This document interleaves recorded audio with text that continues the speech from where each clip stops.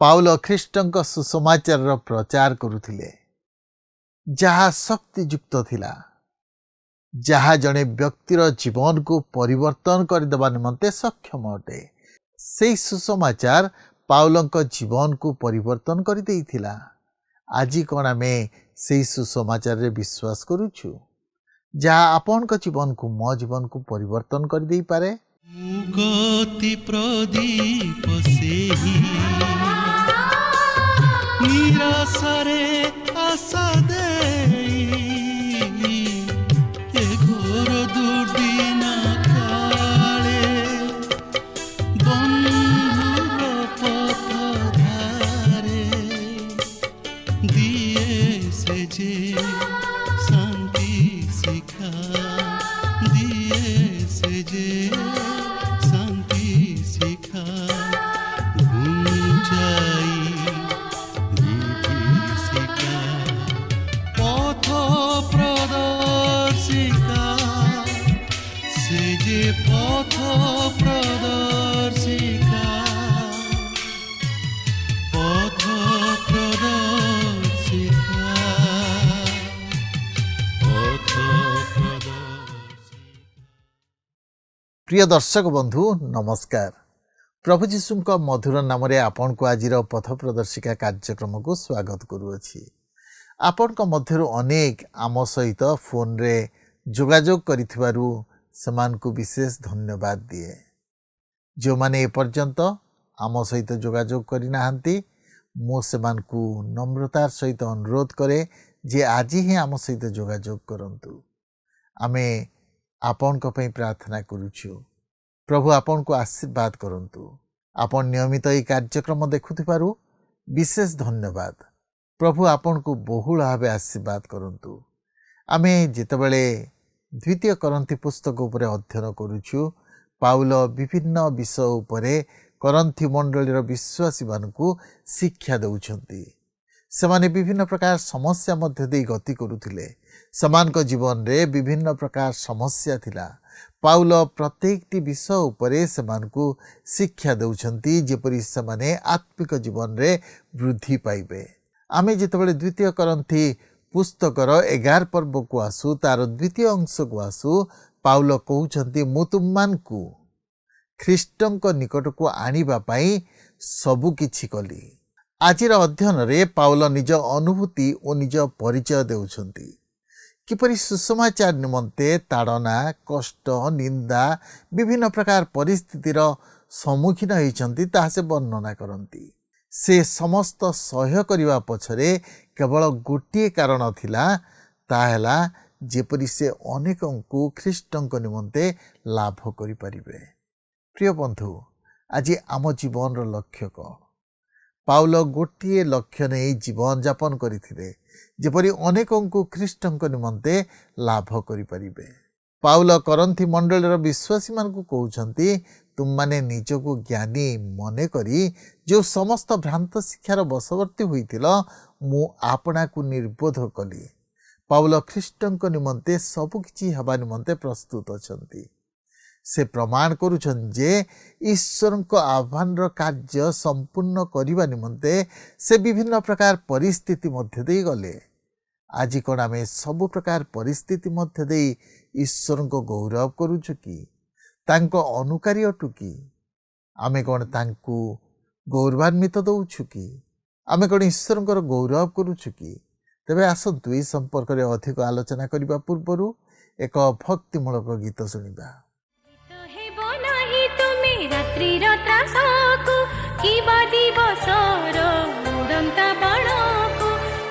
ପାର୍ଶ୍ୱେ ତୁମ ପଡ଼ିବେ ଅୟୁତ, ତୁମେ କିନ୍ତୁ ହେବ ସୁରକ୍ଷିତ।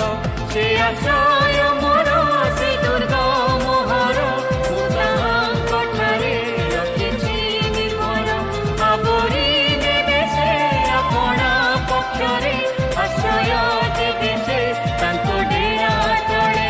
ତାଙ୍କ ବିଶ୍ୱସ୍ତତା ସୁରକ୍ଷାର ଢାଲ, ସଦାକାଳ ରକ୍ଷା କରେ। ଯିଏ ସର୍ବପରିଷ୍ଠଙ୍କର ଆଶ୍ରୟରେ ବାସ କରିବ, ଯିଏ ସର୍ବ ପରିଶଙ୍କର ଆଶ୍ରୟରେ ବାସ କରିବ।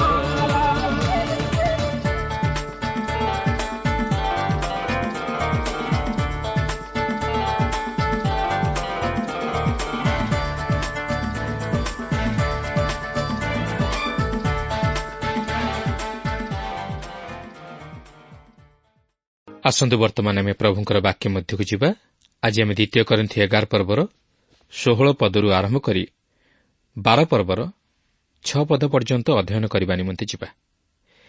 ତେବେ ଏଠାରେ ମୁଁ ଆପଣଙ୍କୁ ସ୍ମରଣ କରାଇଦିଏ ଯେ ଗତ ପାଠରେ ଆମେ ଦେଖିଥିଲୁ ପାଉଲଙ୍କ ପ୍ରେରିତ ପଦର ସ୍ପଷ୍ଟୀକରଣ, ଆଉ ଆଜି ମଧ୍ୟ ଆମେ ତହିଁର କ୍ରମଶଃ ଅଧ୍ୟୟନ କରି ଆଲୋଚନା କରିବା ନିମନ୍ତେ ଯିବା। ତେବେ ଦେଖନ୍ତୁ 11 ପର୍ବର 16-17 ପଦରେ ଏହିପରି ଲେଖା ଅଛି, ମୁଁ ପୁନର୍ବାର କହୁଅଛି, କେହି ମୋତେ ନିର୍ବୋଧ ମନେ ନ କରୁ। କିନ୍ତୁ ଯଦି ତୁମେମାନେ ସେପରି ମନେ କର, ତେବେ ସୁଦ୍ଧା ମୋତେ ନିର୍ବୋଧ ପରି ଗ୍ରହଣ କର, ଯେପରି ମୁଁ ମଧ୍ୟ ଅଳ୍ପ ଦର୍ପ କରିପାରେ। ମୁଁ ଯାହା କହୁଅଛି ତାହା ପ୍ରଭୁଙ୍କ ମତାନୁସାରେ କହୁନାହିଁ, ମାତ୍ର ନିର୍ବୋଧ ତୁଲ୍ୟ ଏପରି ଅତ୍ୟନ୍ତ ସାହସରେ ଦର୍ପ କରି କହୁଅଛି।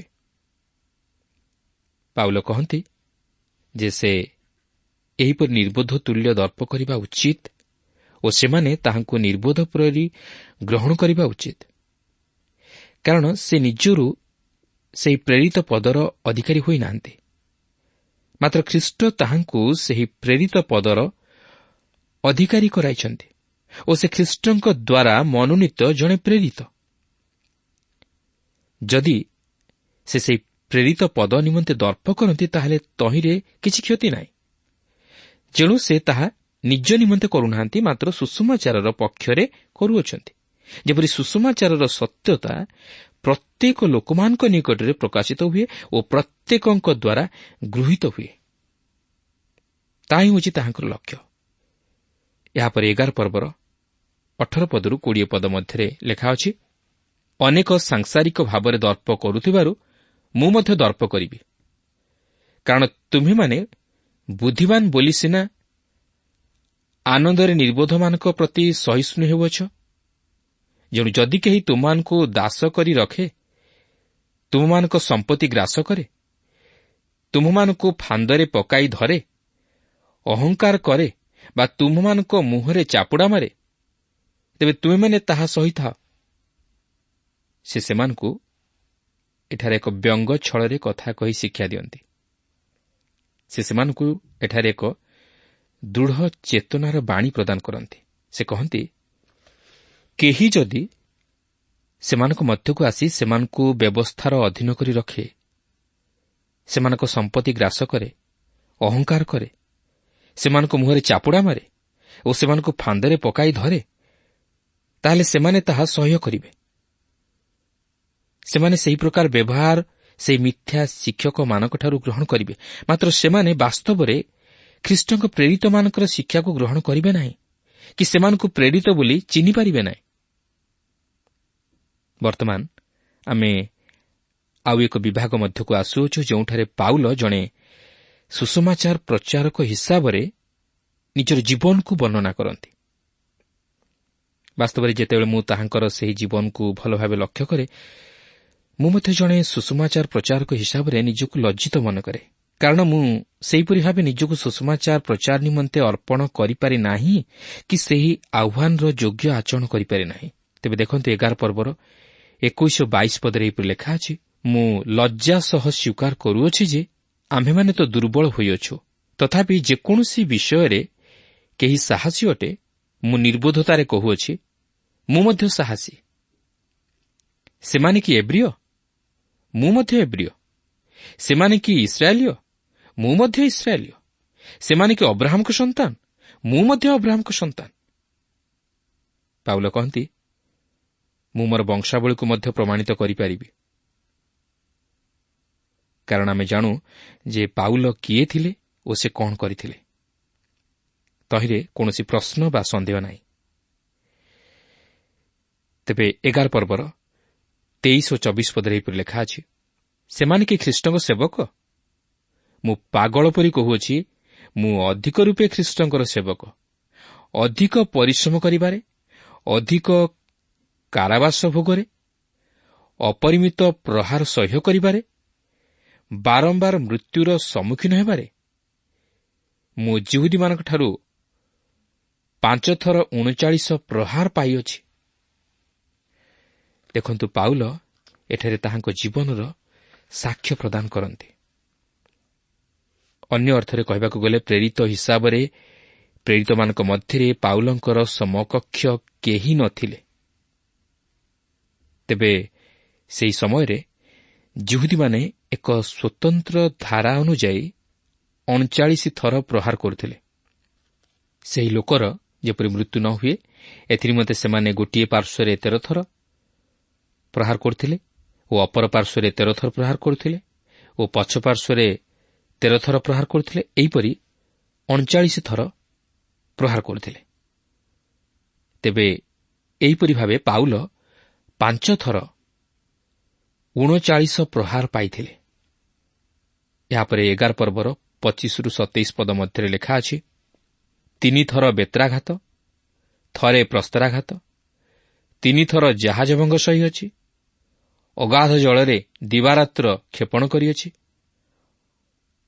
ଅନେକ ଥର ଯାତ୍ରା କରିବାରେ, ନଦୀର ବିପଦରେ, ଡକାୟତଙ୍କ ବିପଦରେ, ସ୍ୱଜାତିଠାରୁ ବିପଦରେ, ବିଜାତିମାନଙ୍କଠାରୁ ବିପଦରେ, ନଗରର ବିପଦରେ, ପ୍ରାନ୍ତରର ବିପଦରେ, ସମୁଦ୍ରର ବିପଦରେ, ଭଣ୍ଡ ଭାଇମାନଙ୍କଠାରୁ ବିପଦରେ, ପରିଶ୍ରମ ଓ କଷ୍ଟଭୋଗରେ, ଅନେକ ଥର ଉଜାଗରରେ, କ୍ଷୁଧା ଓ ତୃଷ୍ଣାରେ, ଅନେକ ଥର ଉପବାସରେ, ଶୀତ ଓ ଉଲ୍ଲଙ୍ଘତାରେ। ଆମେ କେତେଜଣ ଏପରି ପାଉଲଙ୍କ ପରି କହିପାରିବା ଯେ ଆମେ ପ୍ରଭୁଙ୍କ ନିମନ୍ତେ ଅନ୍ତତଃ କିଛି କଷ୍ଟ ସହ୍ୟ କରିଅଛୁ? କ'ଣ ଆମର ସେହିପରି ଅନୁଭୂତି ଅଛି କି? ଆମେ କ'ଣ ପାଉଲଙ୍କ ପରି ଏହି ପ୍ରକାର ବିପଦ ଆଉ ପ୍ରହାର ମଧ୍ୟ ଦେଇ ଗତି କରିଛୁ କି? କିନ୍ତୁ ଆମେ ପାଉଲଙ୍କ ସହ ସମକକ୍ଷ ହୋଇପାରିବା ନାହିଁ। ଆମେ କିନ୍ତୁ ସବୁ ପ୍ରକାର ସୁଖ ସୁବିଧା ଚାହୁଁ, ଭୋଗବିଳାସ ମଧ୍ୟରେ ରହି ଖ୍ରୀଷ୍ଟଙ୍କ ନିମନ୍ତେ ସାକ୍ଷୀ ହେବାକୁ ଚାହୁଁ। ମାତ୍ର ପାଉଲଙ୍କ ପରି ଆମମାନଙ୍କର ଅନୁଭୂତି ନାହିଁ କି ସେହିପରି ଅନୁଭୂତି ମଧ୍ୟ ଦେଇ ଆମେ ଖ୍ରୀଷ୍ଟଙ୍କ ସାକ୍ଷୀ ହେବା ବଡ଼ କଷ୍ଟକର।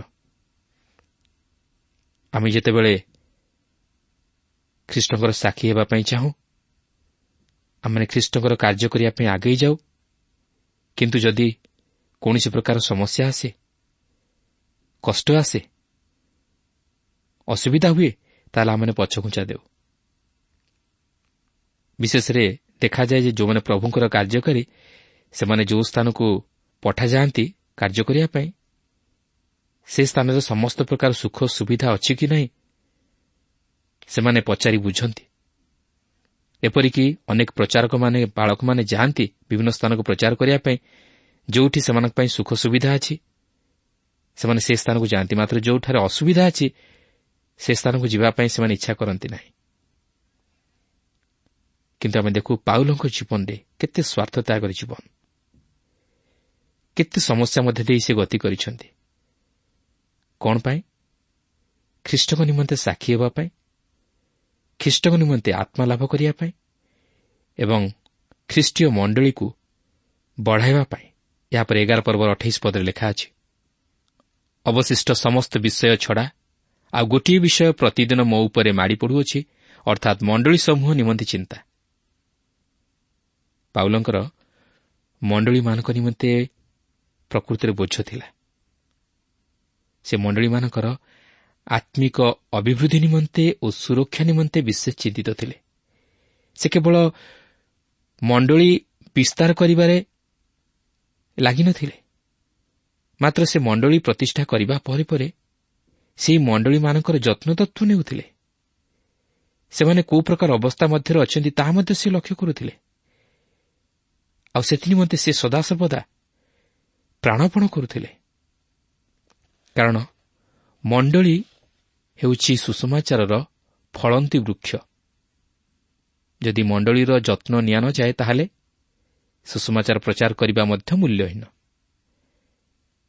ଏହା ଏପରି ଜଣାଯାଏ ଯେ ବୃକ୍ଷ ଲଗାଇ ବୃକ୍ଷର ଫଳ ଖାଇବା ପୂର୍ବରୁ ଯେପରି ବୃକ୍ଷକୁ ହାଣି ଦିଆଯାଏ, ଏହା ଠିକ୍ ସେହିପରି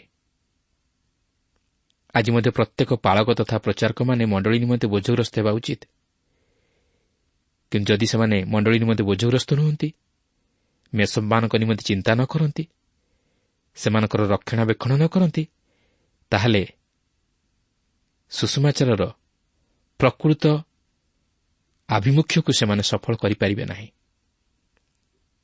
ଏହା ସେହି ଫଳନ୍ତି ବୃକ୍ଷକୁ କାଟିଦେଲା ପରି। କିନ୍ତୁ ପାଉଲଙ୍କର ମଣ୍ଡଳୀଗୁଡ଼ିକ ପ୍ରତି ଏକ ସ୍ୱତନ୍ତ୍ର ବୋଝ ଥିଲା। 11 ପର୍ବର 29-31 ପଦରେ ଲେଖା ଅଛି, କେହି ଦୁର୍ବଳ ହେଲେ ମୁଁ କ'ଣ ଦୁର୍ବଳ ନୁହେଁ? କେହି ବିଘ୍ନ ପାଇଲେ ମୁଁ କ'ଣ ଉତ୍ତପ୍ତ ହୁଏ ନାହିଁ? ଯଦି ମୋହର ଦର୍ପ କରିବାର ଆବଶ୍ୟକ ହୁଏ, ତେବେ ମୁଁ ମୋର ଦୁର୍ବଳତା ବିଷୟରେ ଦର୍ପ କରିବି। ମୁଁ ଯେ ମିଥ୍ୟା କହୁନାହିଁ, ଏହା ପ୍ରଭୁ ଯୀଶୁଙ୍କ ଈଶ୍ୱର ଓ ପିତା ଜାଣନ୍ତି। ସେ ଯୁଗେ ଯୁଗେ ଧନ୍ୟ। ପାଉଲ କହନ୍ତି, ଖ୍ରୀଷ୍ଟଙ୍କର ଜଣେ ପ୍ରଚାରକ ସ୍ୱରୂପେ ଏଠାରେ ମୁଁ ମୋହର କାର୍ଯ୍ୟର ବିବରଣୀ ପ୍ରଦାନ କରୁଅଛି। ପାଉଲ ଏଠାରେ ନିଜର ପ୍ରେରିତ ପଦର ସତ୍ୟାସତ୍ୟକୁ ସ୍ପଷ୍ଟ ଭାବେ ପ୍ରକାଶ କରନ୍ତି। ସେ ଯେ ଅନ୍ୟ ପ୍ରେରିତମାନଙ୍କ ତୁଳନାରେ କିଛି କମ୍ ନୁହନ୍ତି, ତାହା ସେଠାରେ ଦୃଢ଼ତାର ସହିତ ପ୍ରକାଶ କରନ୍ତି। ଆଉ ତାହା କେବଳ କଥାରେ ନୁହେଁ, ମାତ୍ର ସେ ଯେ କାର୍ଯ୍ୟରେ ତାହା ପ୍ରତିଫଳିତ କରିଅଛନ୍ତି, ତାହା ସେ ଅଧିକାରର ସହିତ କହୁଅଛନ୍ତି। ଆମମାନେ ସେପରି କହିପାରିବା କି? କହିପାରିବା ନାହିଁ। କିନ୍ତୁ ପାଉଲ କହିପାରୁଛନ୍ତି, ଯେହେତୁ ସେ ତାହା ସାଧନ କରୁଅଛନ୍ତି। 11 ପର୍ବର 32 ଓ 33 ପଦରେ ଲେଖା ଅଛି, ଦମେଶକରେ ହାରେତା ରାଜାଙ୍କ ଶାସନକର୍ତ୍ତା ମୋତେ ଧରିବା ନିମନ୍ତେ ଉକ୍ତ ସହରରେ ପ୍ରହରୀମାନଙ୍କୁ ଜଗାଇଥିଲେ। ଆଉ ଟୋକାଇରେ ଗୋଟିଏ ଖିଡ଼ିକି ବାଟେ ପାଚେରୀ ଦେଇ ମୋତେ ଓହ୍ଲାଇ ଦିଆଗଲା। ପୁଣି ମୁଁ ତାଙ୍କ ହସ୍ତରୁ ରକ୍ଷା ପାଇଲି। ବାସ୍ତବରେ ଏହା କେତେ ଦୁଃଖର ବିଷୟ। ପାଉଲଙ୍କୁ ଗୋଟିଏ ଟୋକାଇରେ ଗୋଟିଏ ଖିଡ଼ିକି ବାଟେ ପାଚେରୀ ଦେଇ ଓହ୍ଲାଇ ଦିଆଗଲା, ଯେପରି ସେ ତାଙ୍କର ଶତ୍ରୁମାନଙ୍କ ଦ୍ୱାରା ହତ ନ ହୁଅନ୍ତି। ଚିନ୍ତା କରନ୍ତୁ, ଆଜି କ'ଣ ଆମେ ସେହିପରି ପରିସ୍ଥିତିର ସମ୍ମୁଖୀନ ହୋଇଛୁ କି? କିନ୍ତୁ ପାଉଲଙ୍କ ବିଷୟ ଭାବିଲେ ଯେତିକି କୌତୁହଳ ବୋଲି ମନେ ହୁଏ, ସେତିକି ଦୁଃଖ ମଧ୍ୟ ଲାଗେ। ମାତ୍ର ସେ ଏହିସବୁ ଖ୍ରୀଷ୍ଟଙ୍କ ନିମନ୍ତେ ସହ୍ୟ କରିଥିଲେ। ଏହା ତାହାଙ୍କ ପ୍ରେରିତ ପଦର ମୁଦ୍ରାଙ୍କ ସ୍ୱରୂପ ଥିଲା। ତେଣୁ ପ୍ରିୟ ବନ୍ଧୁ,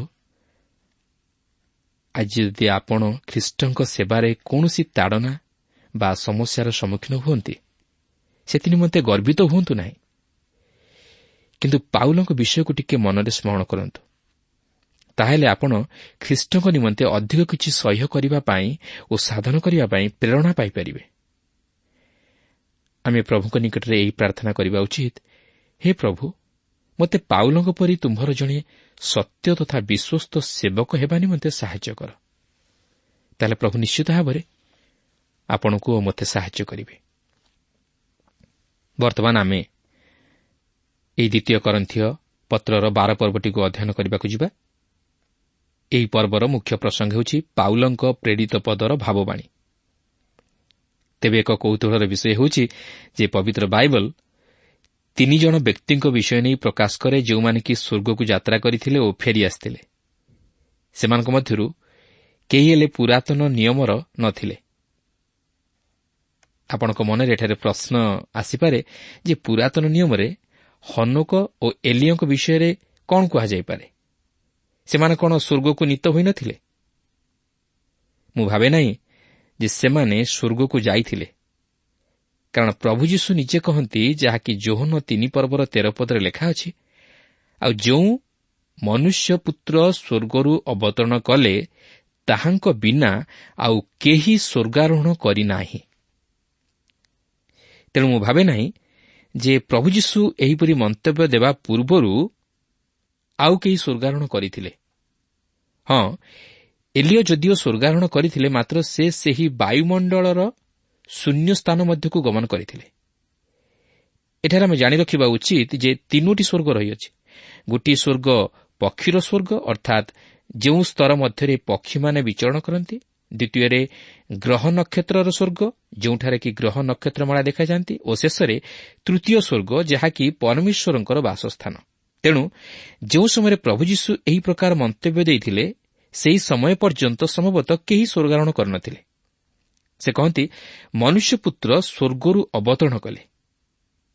ଏହାପରେ ଆମେ ନୂତନ ନିୟମରେ 2 ଜଣକୁ ଜାଣିବାକୁ ପାରୁ, ଯେଉଁ 2 ଜଣ ସ୍ୱର୍ଗକୁ ଯାଇ ଫେରିଆସିଥିଲେ। ସେହି ପାତ୍ମଦ୍ୱୀପରେ ଯୋହନ ସ୍ୱର୍ଗକୁ ନୀତ ହୋଇଥିଲେ। ସେ ଯେଉଁସବୁ ବିଷୟ ଦେଖିଲେ ଓ ଶୁଣିଲେ, ତାହା ସବୁ ପ୍ରକାଶିତ ବାକ୍ୟରେ ପ୍ରକାଶ କରିଅଛନ୍ତି। ସେ ସେହି ତୃତୀୟ ସ୍ୱର୍ଗରେ ଯାଇ ପହଞ୍ଚିଥିଲେ, ଯେଉଁଠାରେ କି ଈଶ୍ୱରଙ୍କ ସିଂହାସନ ଅବସ୍ଥିତ। କାରଣ ପ୍ରକାଶିତ ବାକ୍ୟ 4 ପର୍ବର ପ୍ରଥମ 2 ପଦରେ ଲେଖା ଅଛି, ଏହାପରେ ମୁଁ ଦୃଷ୍ଟିପାତ କଲି, ଆଉ ଦେଖ, ସ୍ୱର୍ଗରେ ଗୋଟିଏ ଦ୍ୱାର ଉନ୍ମୁକ୍ତ। ପୁଣି ତୁରୀ ଶବ୍ଦ ସଦୃଶ ମୋ ସହିତ କହୁଥିବା ଯେଉଁ ସ୍ୱର ମୁଁ ପୂର୍ବରେ ଶୁଣିଥିଲି, ତାହା କହିଲା, ଏଠାକୁ ଉଠି ଆସ। ଯାହାସବୁ ଏହା ପରେ ଅବଶ୍ୟ ଘଟିବ, ସେହିସବୁ ଆମେ ତୁମକୁ ଦେଖାଇବୁ। ସେହିକ୍ଷଣି ମୁଁ ଆତ୍ମାରେ ଆବିଷ୍ଟ ହେଲି, ଆଉ ଦେଖ, ସ୍ୱର୍ଗରେ ଗୋଟିଏ ସିଂହାସନ ସ୍ଥାପିତ ହୋଇଅଛି, ପୁଣି ସିଂହାସନ ଉପରେ ଜଣେ ଉପବିଷ୍ଟ ଅଛନ୍ତି। ଏହାପରେ ପାଉଲ ହେଉଛନ୍ତି ଆଉ ଜଣେ ବ୍ୟକ୍ତି, ଯେ କି ସ୍ୱର୍ଗକୁ ନୀତ ହୋଇଥିଲେ। ଏହି ବିଷୟ ଆମେ ଏହି 2 କରିନ୍ଥୀୟ 12 ପର୍ବରେ ଲକ୍ଷ୍ୟ କରିବାକୁ ପାରିବା। ତେଣୁକରି 3 ଜଣ ବ୍ୟକ୍ତିଙ୍କର ଆମେ ପରିଚୟ ପାଉଅଛୁ, ଯେଉଁମାନେ କି ସ୍ୱର୍ଗରୁ ସମ୍ବାଦ ଆଣି ଜଣାଇବା ନିମନ୍ତେ ସମର୍ଥ ହୋଇଥିଲେ। ଆଉ ସେମାନେ ହେଲେ ପ୍ରଭୁ ଯୀଶୁଖ୍ରୀଷ୍ଟ, ଯେ କି ମାନବ ରୂପ ଧାରଣ କରି ସ୍ୱର୍ଗରୁ ଅବତରଣ କଲେ ଓ ସ୍ୱର୍ଗ ବିଷୟ ନେଇ ଅନ୍ୟମାନଙ୍କ ଅପେକ୍ଷା ଅଧିକ ବିଷୟ ପ୍ରକାଶ କଲେ। ମାତ୍ର ତଥାପି ସେ ଏହି ବିଷୟରେ ଅତି ଅଳ୍ପ ପ୍ରକାଶ କରିଥିଲେ।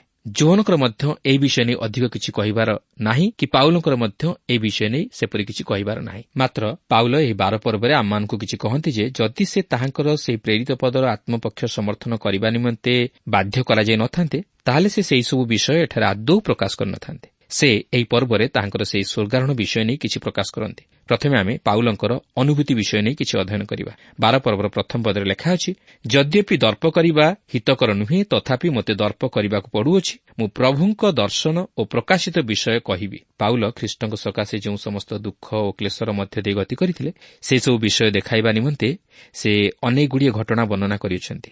ଆଉ ମୁଁ ଭାବୁଛି ଯେ ଈଶ୍ୱରଙ୍କ ଆତ୍ମା ତାହାଙ୍କୁ ସେହି ସମସ୍ତ ଅନୁଭୂତିଗୁଡ଼ିକ ଲେଖିବା ନିମନ୍ତେ ପ୍ରେରଣା ଯୋଗାଇଥିଲେ। ଯେପରି ସେହିସବୁ ବିଷୟକୁ ଅଧ୍ୟୟନ କରି କୌଣସି ବ୍ୟକ୍ତି କହିବାକୁ ସମର୍ଥ ହେବ ନାହିଁ ଯେ ମୁଁ ପ୍ରେରିତ ପାଉଲଙ୍କଠାରୁ ଅଧିକ କିଛି କ୍ଲେଶ ସହ୍ୟ କରିଅଛି ବୋଲି। ତେବେ ଏହି ସମସ୍ତ ଅନୁଭୂତି ମଧ୍ୟ ଦେଇ ପାଉଲ ଖ୍ରୀଷ୍ଟଙ୍କୁ ଗୌରବାନ୍ୱିତ କରିଥିଲେ ଓ ତାହାଙ୍କୁ ଗୌରବ ତଥା ମହିମାନ୍ୱିତ କରିବାକୁ ଯାଇ ସେ ଏହି ସମସ୍ତ ବିଷୟ ପ୍ରକାଶ କରିଅଛନ୍ତି। କାରଣ ପ୍ରଭୁ ଯୀଶୁଖ୍ରୀଷ୍ଟ ଆମମାନଙ୍କ ଜୀବନର ସାକ୍ଷ୍ୟ ମଧ୍ୟ ଦେଇ ମହିମାନ୍ୱିତ ହେବା ଆବଶ୍ୟକ। ତେବେ ପାଉଲ ଖ୍ରୀଷ୍ଟଙ୍କ ସକାଶେ ଯେ କେତେ କ୍ଲେଶ ସହ୍ୟ କରିଅଛନ୍ତି, ତାହା ଆମ୍ଭମାନଙ୍କୁ ଜଣାଇବା ପରେ ସେ ବର୍ତ୍ତମାନ ପ୍ରଭୁଙ୍କଠାରୁ ପ୍ରାପ୍ତ ଦର୍ଶନ ଓ ଭାବବାଣୀ ମଧ୍ୟକୁ ଆସୁଅଛନ୍ତି। ଆମେ ଏଥିପୂର୍ବରୁ ଜାଣିସାରିଛୁ ଯେ ପ୍ରଭୁ ସେହି ଦମେଶକର ପଥରେ ପାଉଲଙ୍କୁ ଦର୍ଶନ ଦେଇଥିଲେ। ବର୍ତ୍ତମାନ ଏଠାରେ ମଧ୍ୟ ସେହିପରି ଆମେ ଆଉ ଏକ ଘଟଣା ବର୍ଣ୍ଣିତ ହୋଇଥିବାର ଲକ୍ଷ୍ୟ କରିବାକୁ ପାରିବା। 12 ପର୍ବର 2 ପଦରେ ଲେଖା ଅଛି, ମୁଁ ଖ୍ରୀଷ୍ଟାଶ୍ରିତ ଜଣେ ଲୋକକୁ ଜାଣେ, ସେ 14 ବର୍ଷ ପୂର୍ବେ ତୃତୀୟ ସ୍ୱର୍ଗ ପର୍ଯ୍ୟନ୍ତ ନୀତ ହେଲା। ସେ ଶରୀରରେ ଥିଲା କି ଶରୀରର ବାହାରେ ଥିଲା ମୁଁ ଜାଣେ ନାହିଁ, ଈଶ୍ୱର ଜାଣନ୍ତି। ପାଉଲଠାରେ ତାହାଙ୍କର ସେହି ତୃତୀୟ ସ୍ୱର୍ଗକୁ ନୀତ ହେବାର ଅନୁଭୂତିକୁ ପ୍ରକାଶ କରନ୍ତି। ସେ ଆମମାନଙ୍କ ନିମନ୍ତେ ମଧ୍ୟ ତହିଁର ସମୟ ପ୍ରକାଶ କରନ୍ତି। ସେ କହନ୍ତି ଯେ ତାହାଙ୍କର ଏହି ପତ୍ର ଲେଖିବାର 14 ବର୍ଷ ପୂର୍ବରୁ ଏହି ଘଟଣା ଘଟିଥିଲା। ତାହା ସମ୍ଭବତଃ ତାହାଙ୍କର ପ୍ରଥମ ପ୍ରଚାର ଯାତ୍ରାର ସମୟ ମଧ୍ୟରେ ଘଟିଥିଲା। ତାହାଙ୍କର ସେହି ପ୍ରଥମ ପ୍ରଚାର ଯାତ୍ରା ସମୟରେ ଲୁସ୍ତ୍ରାରେ ସେ ଯେଉଁ ଅନୁଭୂତି ମଧ୍ୟ ଦେଇ ଗତି କରିଥିଲେ, ତାହା ସେ ପ୍ରେରିତ 14 ପର୍ବର 19-20 ପଦ ମଧ୍ୟରେ ପ୍ରକାଶ କରିଅଛନ୍ତି। ଦେଖନ୍ତୁ, ସେଠାରେ ଏହିପରି ଲେଖା ଅଛି, କିନ୍ତୁ ଆନ୍ତିଓଖିଆ ଓ ଇକନିୟରୁ ସେଠାକୁ ଯିହୁଦୀମାନେ ଆସି ଲୋକସମୂହଙ୍କୁ ପ୍ରବର୍ତ୍ତାଇଲେ। ପୁଣି ପାଉଲଙ୍କୁ ପଥର ମାରି ସେ ମରିଅଛନ୍ତି ବୋଲି ମନେକରି ବାହାରକୁ ଟାଣିଘେଣି ଗଲେ। ମାତ୍ର ଶିଷ୍ୟମାନେ ତାଙ୍କୁ ଘେରି ଠିଆ ହୁଅନ୍ତେ ସେ ଉଠି ନଗର ମଧ୍ୟରେ ପ୍ରବେଶ କଲେ। ପରଦିନ ସେ ବର୍ଣ୍ଣବାଙ୍କ ସହିତ ଦର୍ବିକୁ ବାହାରିଗଲେ। ମାତ୍ର ପ୍ରଶ୍ନ ହେଉଛି, ସେ କ'ଣ ମରିଯାଇଥିଲେ? ମୁଁ ଭାବୁନାହିଁ ଯେ ସେମାନେ ତାହାଙ୍କର ମୃତ୍ୟୁ ବିଷୟରେ ନିଶ୍ଚିତ ହୋଇ ନ ଥିଲେ ତାହାଙ୍କୁ ଛାଡ଼ି ଦେଇଥାନ୍ତେ। ଏହା ମୋର ବ୍ୟକ୍ତିଗତ ମତାମତ ଯେ ଈଶ୍ୱର ତାହାଙ୍କୁ ମୃତ୍ୟୁରୁ ଉଠାଇଥିଲେ। ପାଉଲ ନିଜେ ମଧ୍ୟ ନିଶ୍ଚିତ ନ ଥିଲେ ଯେ ବାସ୍ତବରେ ସେ ସେହି ସମୟରେ ଦର୍ଶନ ଦେଖୁଛନ୍ତି ନା ପ୍ରକୃତିରେ ସେ ସ୍ୱର୍ଗକୁ ନୀତ ହୋଇଅଛନ୍ତି। ମାତ୍ର ଏହା ଅତି ସୁସ୍ପଷ୍ଟ ଯେ ସେ ଏଠାରେ ତାହାଙ୍କର ନିଜ ଅନୁଭୂତିକୁ ପ୍ରକାଶ କରୁଅଛନ୍ତି। 12 ପର୍ବର 3 ପଦରେ ଲେଖା ଅଛି, ହଁ, ମୁଁ ଏହିପରି ଜଣେ ଲୋକକୁ ଜାଣେ, ସେ ପାରଦୀସକୁ ନୀତ ହେଲା। ସେ ଶରୀରରେ ଥିଲା କି ଶରୀରର ବାହାରେ ଥିଲା ମୁଁ ଜାଣେ ନାହିଁ, ଈଶ୍ୱର ଜାଣନ୍ତି। ତେବେ ପାଉଲ କ'ଣ ପ୍ରକୃତିରେ ମୃତ୍ୟୁବରଣ କରି ସେହି ସ୍ୱର୍ଗକୁ ନୀତ ହୋଇଥିଲେ? ନା ସେ ଚେତାଶୂନ୍ୟ ହୋଇପଡ଼ି ଦର୍ଶନ ଦେଖୁଥିଲେ?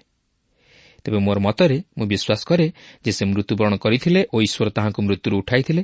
ମାତ୍ର ସେ ଯେଉଁପରି ଭାବେ ହେଉନା କାହିଁକି ଫଳାଫଳ ଏକ, ସେ ତୃତୀୟ ସ୍ୱର୍ଗ ଦେଖିଥିଲେ। ଲକ୍ଷ୍ୟ କରନ୍ତୁ ସେ କ'ଣ କହନ୍ତି, 4 ପଦରେ ଲେଖା ଅଛି, ଆଉ ଯାହା ମନୁଷ୍ୟ ପକ୍ଷରେ କହିବା ବିଧେୟ ନୁହେଁ, ଏପରି ଅକଥନୀୟ ବାକ୍ୟ ଶ୍ରବଣ କଲା। ଏହାପରେ 5 ଓ 6 ପଦରେ ଲେଖା ଅଛି, ଏହିପରି ଜଣକ ବିଷୟରେ ମୁଁ ଦର୍ପ କରିବି, କିନ୍ତୁ ମୋ ନିଜ ବିଷୟରେ ମୋହର ଦୁର୍ବଳତା ବିନା ଆଉ କାହିଁରେ ଦର୍ପ କରିବି ନାହିଁ। ଆଉ ଦର୍ପ କରିବାକୁ ଇଚ୍ଛା କଲେ ହେଁ ମୁଁ ନିର୍ବୋଧ ହେବି ନାହିଁ, ଯେଣୁ ମୁଁ ସତ୍ୟ କହିବି। କିନ୍ତୁ କାଳେ କୌଣସି ଲୋକ ମୋତେ ଯେ ପ୍ରକାର ଦେଖେ କିମ୍ବା ମୋଠାରୁ ଯେ ପ୍ରକାର ଶୁଣେ, ମୋ ପ୍ରତି ପ୍ରକାଶିତ ବିଷୟରେ ଅତ୍ୟଧିକ ଶ୍ରେଷ୍ଠତା ହେତୁ ଯେପରି ମୋ ବିଷୟରେ ଅଧିକ ବୋଧ ନ କରେ, ଏଥିପାଇଁ ମୁଁ କ୍ଷାନ୍ତ ହୋଇଥାଏ। ପାଉଲ, ଯିଏକି ତୃତୀୟ ସ୍ୱର୍ଗକୁ ନୀତ ହୋଇଥିଲେ ଓ ଅକଥନୀୟ ବାକ୍ୟ ଶ୍ରବଣ କରିଥିଲେ, ସେହି ପାଉଲ ଗୋଟିଏ ଟୋକାଇରେ ଗୋଟିଏ ଝରକା ବାଟେ ପ୍ରାଚୀର ଉପରୁ ତଳକୁ ଓହ୍ଲାଇ ଦିଆଯାଇଥିଲେ।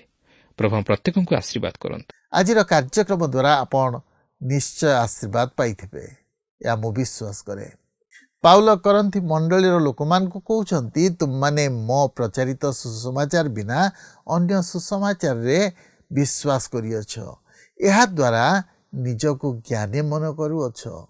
ମୁଁ ତୁମମାନଙ୍କ ସମ୍ମୁଖରେ ନିଜକୁ ନିର୍ବୋଧ ଭାବେ ଏକଥା କହୁଅଛି ଯେ ପ୍ରଭୁଙ୍କ ସକାଶେ ଆପଣାକୁ ନିର୍ବୋଧ କରୁଅଛି। ଆମେ ଏକଥା ମନେ ରଖୁ ଯେ ଆମେ ଯେତେ ଦୁର୍ବଳ ନିଜକୁ ମନେ କରିବା, ସେତିକି ଈଶ୍ୱରଙ୍କ ଶକ୍ତିରେ ଶକ୍ତିଯୁକ୍ତ ହେବା। ପାଉଲ ଖ୍ରୀଷ୍ଟଙ୍କ ସୁସମାଚାର ପ୍ରଚାର କରୁଥିଲେ, ଯାହା ଶକ୍ତିଯୁକ୍ତ ଥିଲା, ଯାହା ଜଣେ ବ୍ୟକ୍ତିର ଜୀବନକୁ ସମ୍ପୂର୍ଣ୍ଣ ପରିବର୍ତ୍ତନ କରିବା ପାଇଁ ସକ୍ଷମ ଥିଲା। ସେହି ସୁସମାଚାର ପାଉଲଙ୍କ ଜୀବନକୁ ପରିବର୍ତ୍ତନ କରିଦେଇଥିଲା। ତେଣୁ ସେସବୁ ସହ୍ୟ କରିବା ପାଇଁ ସେ ପ୍ରସ୍ତୁତ ଥିଲେ। ଆଜି କ'ଣ ଆମେ ସୁସମାଚାର ସମ୍ପୂର୍ଣ୍ଣ ରୂପେ ଶୁଣିଛୁ କି ବିଶ୍ୱାସ କରୁଛୁ କି? ଯଦି ଆମେ ସୁସମାଚାରରେ ବିଶ୍ୱାସ କରୁ, ତେବେ ପ୍ରଭୁ ଆମମାନଙ୍କ ଜୀବନରେ ଆଶ୍ଚର୍ଯ୍ୟ କାର୍ଯ୍ୟ ସାଧନ କରିବେ। ଆମେ କ'ଣ ପ୍ରଭୁଙ୍କ ନିକଟରେ ନିଜକୁ ନମ୍ର କରିଛୁ? ତେବେ ଆଜି ଆମ ସମୟ ତ ଶେଷ ହେଲାଣି। ପରବର୍ତ୍ତୀ କାର୍ଯ୍ୟକ୍ରମରେ ପୁଣି ଆପଣଙ୍କ ସହିତ ସାକ୍ଷାତ ହେବ। ଆପଣଙ୍କଠାରୁ ବିଦାୟ ନେବା ପୂର୍ବରୁ ଆସନ୍ତୁ ପ୍ରାର୍ଥନା କରିବା। ଦୟାଳ ସ୍ୱର୍ଗସ୍ଥ ପିତା, ଧନ୍ୟବାଦ ଦେଉଅଛୁ ପ୍ରଭୁ, ତୁମେ ଆମମାନଙ୍କୁ ପାଉଲଙ୍କ ଜୀବନ ମଧ୍ୟ ଦେଇ କଥା କହିଛ। ପାଉଲ ତୁମ ସୁସମାଚାର ନିମନ୍ତେ ପ୍ରଭୁ ଅନେକ କଷ୍ଟ ସହିଥିଲେ, ନିନ୍ଦା ଓ ତାଡ଼ନା ମଧ୍ୟ ଦେଇ ଯାଇଥିଲେ। କିନ୍ତୁ ପ୍ରଭୁ ସେ ଜୀବନରେ ତୁମକୁ ପ୍ରଥମ ସ୍ଥାନ ଦେଇଥିଲେ। ପ୍ରଭୁ ତୁମେ ଆମମାନଙ୍କୁ ସେ ପ୍ରକାର କର, ଆମେ ଯେପରି ପ୍ରଭୁ ଗୋଟିଏ ଲକ୍ଷ୍ୟ ନେଇ ଏ ଜଗତରେ ବଞ୍ଚିବୁ, କେବଳ ତୁମ ପାଇଁ ବଞ୍ଚିବୁ, ତୁମର ମହିମା ତୁମର ଗୌରବ କରିବୁ, ସେଇ ଅନୁଗ୍ରହ ତୁମେ ଆମମାନଙ୍କୁ ଦାନ କର। ପ୍ରଭୁ ପ୍ରାର୍ଥନା କରୁଛୁ, ହଁ ପ୍ରଭୁ ଆମ ପ୍ରତ୍ୟେକ ଦର୍ଶକ ବନ୍ଧୁଙ୍କୁ ତୁମେ ଆଶୀର୍ବାଦ କର। ପ୍ରଭୁ ତୁମେ ସେମାନଙ୍କ ଅଭାବ ପୂରଣ କର। ସେମାନଙ୍କ ହଁ ପ୍ରଭୁ ଜୀବନରେ ଯାହା କିଛି ସମସ୍ୟା ଅଛି ପ୍ରଭୁ ତୁମେ ସମାଧାନ କର। ପ୍ରଭୁ ପ୍ରତ୍ୟେକ ଯେପରି ପ୍ରଭୁ ତୁମଠାରେ ବିଶ୍ୱାସ ସ୍ଥାପନ କରିବେ, ତୁମ ନିକଟବର୍ତ୍ତୀ ହେବେ, ସେଇ ଅନୁଗ୍ରହ ତୁମେ ଦାନ କର। ପ୍ରଭୁ ତୁମେ ପ୍ରାର୍ଥନା ଶୁଣିଲେ ଉତ୍ତର ଦେଲ ବୋଲି ଧନ୍ୟବାଦ ଦେଇ ଏହି ପ୍ରାର୍ଥନା ପ୍ରିୟ ଯୀଶୁଙ୍କ ନାମରେ ମାଗିଲୁ, ଆମେନ୍। ବହୁତ ବହୁତ ଧନ୍ୟବାଦ। ପ୍ରଭୁ ଆପଣଙ୍କୁ ଆଶୀର୍ବାଦ କରନ୍ତୁ। ଗତ ପ୍ରଶ୍ନର ଉତ୍ତରଟି ହେଲା ସି ପାଉଲ। ଆଜିର ପ୍ରଶ୍ନଟି ହେଲା, ପାଉଲ କେତେ ଥର ବେତ୍ରାଘାତ ପାଇଥିଲେ? A 10, B 5, C 6, D 3।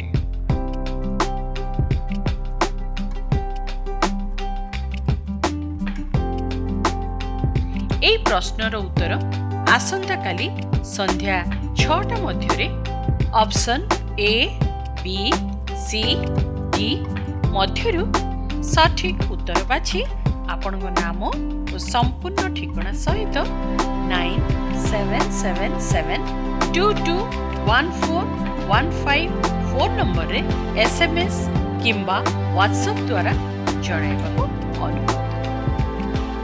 जदि आपको आम कार्यक्रम भल लगुच तेबे 044490812996 रे मिस्ड कॉल दे विजय होई परिबे। गत सप्ताहर विजय दर्शक बंधु हेले गंजामरू द्रुपति नायक और परिवार।